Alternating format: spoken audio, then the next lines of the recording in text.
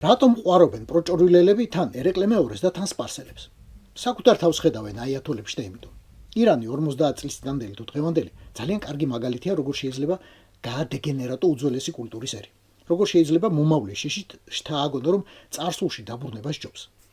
ახლა ხომ არავინ არ შემედავება, რომ ირანული კულტურა მართლა ძველია და ბოდიში მომითხოვია ქართულზე ძველიც კი.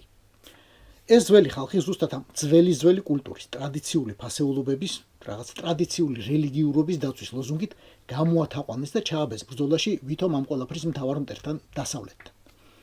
ირანში პრინციპში ამას სიონიზმის გამოცხადებული საფრთხეც ემატება, მაგრამ საბოლოო ჯამში არაფერი იცვლება.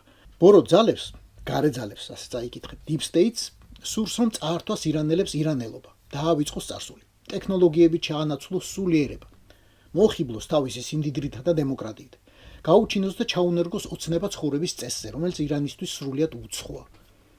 სად იყო შექსპირი ჩვენი ფირდოუსი, რომ შაჰნამეს წერდა? რა ბაირონი, როდესაც ომარ ხაიამი ყავდა. რანი იქნებოდნენ მათი აინშტაინები და ნიუტონები, ჩვენ რომ ალგებრა არ გვეჩუქებინა. განაც ჩვენ არ ვიყავით რომაელებს, რომ კუდით გვავასრულინეთ. ჩვენი მამა-პაპა არ ფლობდა ნახევარ აზიაზე, ბალკანეთსა და ჩრდილო აფრიკას. ახლა განაეგენი ტყუილია. ყველაფერი ირანელთა უზარმაზარი წვლილია კაცობრიობის ისტორიაში და ამის გარდა კიდევ უამრავ.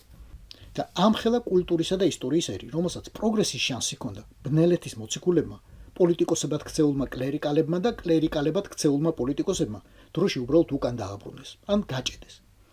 ვინ როგორ შეხედავს?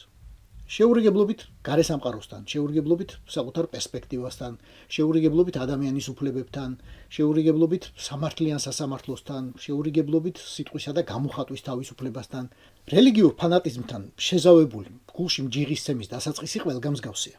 როგორ ბედავენ ქალები გადაკიდებული ჩანთის ბალთა ძუძუებს შორის ატარουν. და მერე გრძელდება ადამიანი არაფერია და არაფრის უფლება აქვს თუ სახელმწიფო არ დართავს რამის ნებას.